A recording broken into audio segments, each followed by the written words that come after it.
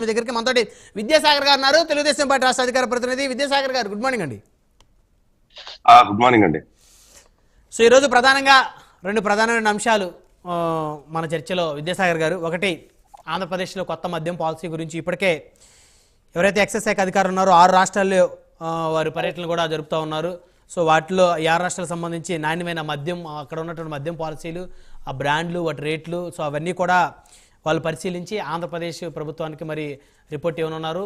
So దీన్ని base చేసుకొని September మొదటి వారంలో కొత్త మద్యం పాలసీ కూడా వచ్చేటువంటి అవకాశం ఉందనేది ఒక చర్చ. ఇంకోటి, జగన్మోహన్ రెడ్డి ఎప్పుడైతే ఇండియా కూటమికి దగ్గర అవుతా ఉన్నారో సో ఆ క్రమంలో భాగంగానే ఆంధ్రప్రదేశ్లో షర్మిల గారి పీఠం కదిలేటువంటి అవకాశాలు ఉంటాయి. ఈ నెల 13వ తారీఖున ఢిల్లీలో జాతీయ కాంగ్రెస్ అధ్యక్షుడు మల్లికార్జున ఖర్గే కీలక సమావేశం ఏర్పాటు చేయనున్నారు. సో సమావేశంలో కొంతమంది పీసీసీలని మార్చేటువంటి అవకాశం ఉంటుంది. ఆ క్రమంలో భాగంగా షర్మిల గారి మీద కూడా వేటు పడేటువంటి అవకాశం ఏ మేరకు ఉంటుంది అనుకోవచ్చు? గుడ్ మార్నింగ్ అండి. అట్లే తోటి ప్యానలిస్ట్ కూడా నమస్కారం. మొట్టమొదటిగా మద్యం పాలసీ గురించి ఇందాక నేను ఇద్దరు మాట్లాడింది విన్నాను. కొంతమందికి మనం ఎంత చెప్పినా అర్థం కానప్పుడు మనం ఏం మాట్లాడకూడదండి, వదిలేయాలి అంతే. ఎందుకంటే వచ్చి 60 రోజులు కూడా కాకమునిపే ఏం మాట్లాడుతున్నారో మనకు అంత అర్థమైంది. ఈ కొంతమంది మనం ఏం చేయలేము, మెంటలీ డిజార్డ్ వాళ్ళు. ఎవరైతే తెలుగుదేశం మీద ఈ 2 నెలలు ప్రభుత్వం మీద విమర్శలు చేసే వాళ్ళని మెంటలీ డిజార్డ్ అనుకోవాలి, అంత తప్ప నుంచి మనం ఇంకేం అనుకోవాల్సిన అవసరం లేదు. మద్యం పాలసీ ఇంకోట, లేకపోతే గత పాలకులు చేసిన పాపాల చిట్టా గురించి కూడా ప్రస్తావించడానికి కూడా వాళ్ళకు కలలో కూడా సహించదు వాళ్ళు కొంతమందికి. ఎందుకంటే వాళ్ళు మెంటలీ డిజార్డ్ వాళ్ళు. ఆ డిజార్డెడ్ పీపుల్ గురించి మనం మాట్లాడుకోవటం చాలా టైం వేస్ట్ అని నా అభిప్రాయం. 24 సంవత్సరాలకు 24,000 కోట్లకు పంజాబ్ నేషనల్ బ్యాంకులో మద్యం ఆదాయాన్ని తాకట్టు పెట్టిన ప్రభుత్వం గురించి గొప్పగా మాట్లాడేటువంటి వ్యక్తులు ఈ ప్రతిపక్షాల్లో ఉన్నటువంటి వాళ్ళు, కొంతమంది మేధావులు, కొంతమంది విశ్లేషకుల గురించి మనం మాట్లాడుకోవటం వృధా. మద్యపాన నిషేధం గురించి మాట్లాడినటువంటి పార్టీ అధికారంలోకి వచ్చిన తర్వాత ఆదాయాన్ని తాకట్టు పెట్టుకొని వస్తే ఏం మాట్లాడాలి దాని గురించి?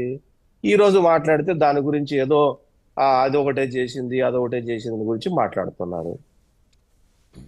ఇక్కడ ఆంధ్ర రాష్ట్రంలో ఒకటే ఉందా? ఇదేమన్నా మేనిఫెస్టో పాలసీయా? కాదు కదా. భారతదేశం మొత్తం ఉంది.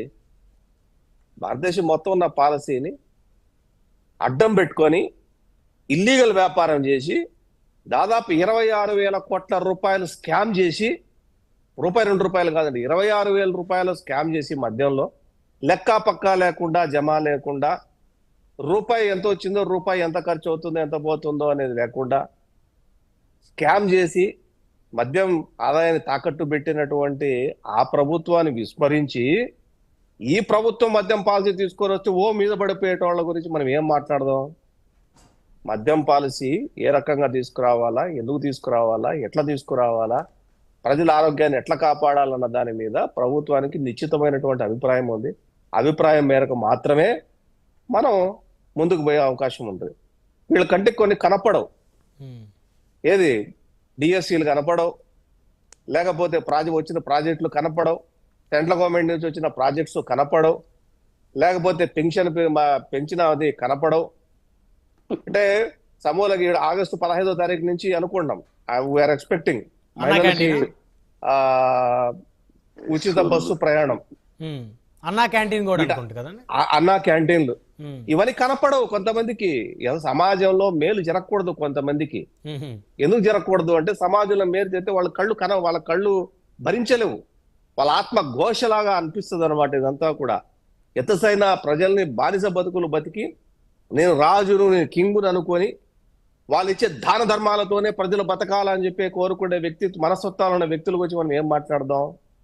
ప్రజలు స్వాతంత్రంగా బతకాలా, ప్రజల యొక్క ఆత్మ గౌరవాన్ని కాపాడుకొని వాళ్ళు బతకాలా, ప్రజలకు ఉద్యోగ కల్పన జరగాల, చదువులు ఉన్నతంగా ఉండాలా, చదువుకున్న యువతకు ఉద్యోగ కల్పన చేయాలా, వాళ్ళకు స్థిరమైనటువంటి నివాసం ఉండాలా, స్థిరమైనటువంటి వాళ్ళకు అభిప్రాయం ఉండాలా, నిశ్చిత అభిప్రాయం ఉండాలి. రాజకీయంగానే తత్వాన్ని చేసేలాగా పరిపాలన చేసే వాళ్లకు చాలా మంది చాలా వరకు రోజు నచ్చుతారు.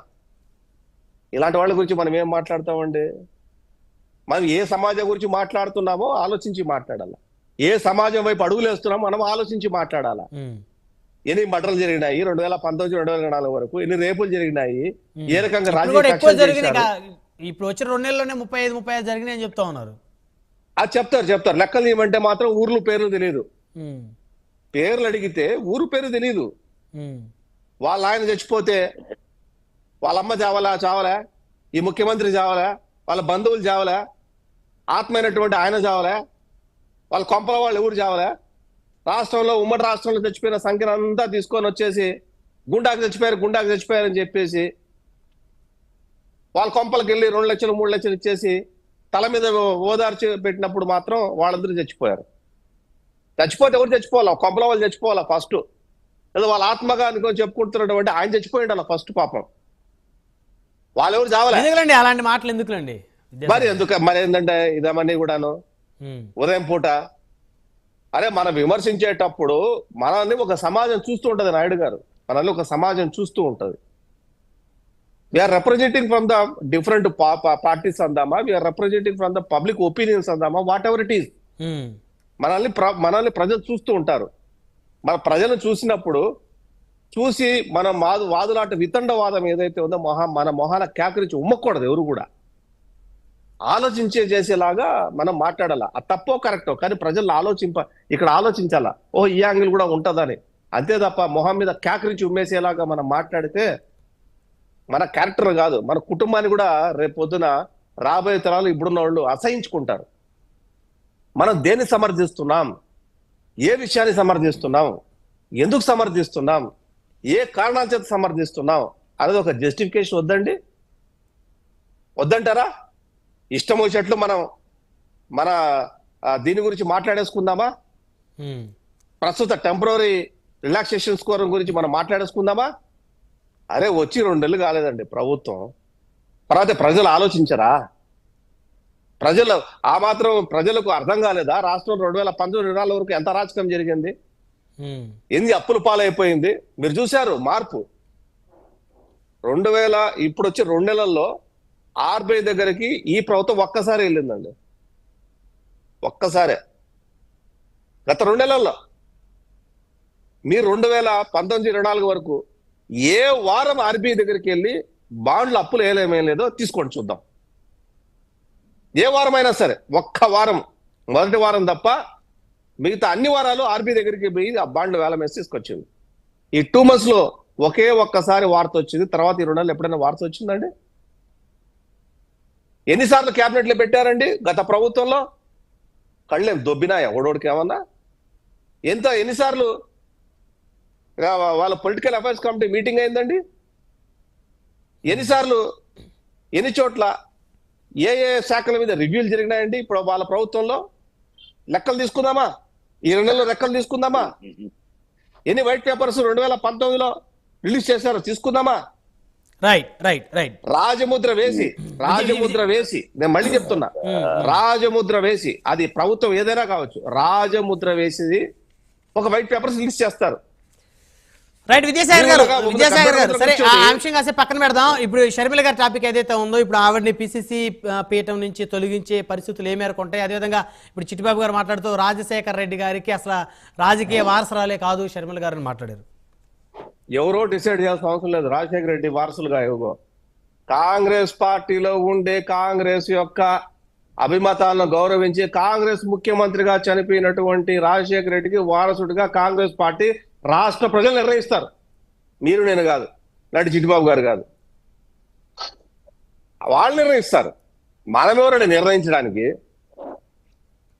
మనకేం హక్కు ఉంది కాబట్టి నిర్ణయించడానికి? ఆయన కాంగ్రెస్ ముఖ్యమంత్రిగా చనిపోయాడు. గాంధీ భవన్, హైదరాబాద్ గాంధీ భవన్ లో ఆయన ముఖ్యమంత్రిగా సిట్టింగ్ ముఖ్యమంత్రిగా ఫోటో పెట్టారు.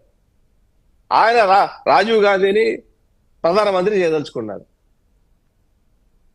ఇప్పుడున్న సోకాల్డ్ పాత తరం ఉన్నటువంటి కాంగ్రెస్ లీడర్లు వాళ్ళు తెలీదు ఎవరు రాజకీయంగా వారసులు ఉండాలా, లేకపోతే కాంగ్రెస్ పార్టీకి 132 సంవత్సరాలు తిరుగుతున్న కాంగ్రెస్ పార్టీకి తెలియదు ఏం చేయాలో మనం చెప్పాలా?